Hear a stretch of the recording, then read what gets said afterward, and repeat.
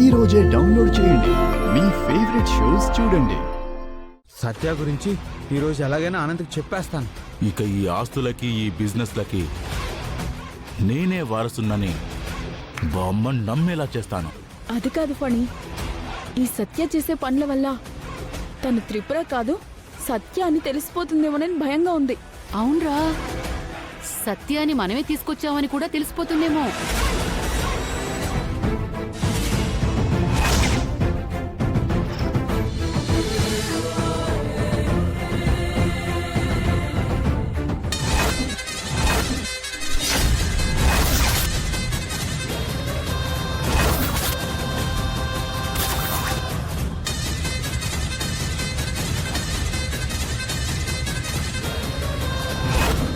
సుందరి, నువ్వేంటి ఇక్కడ?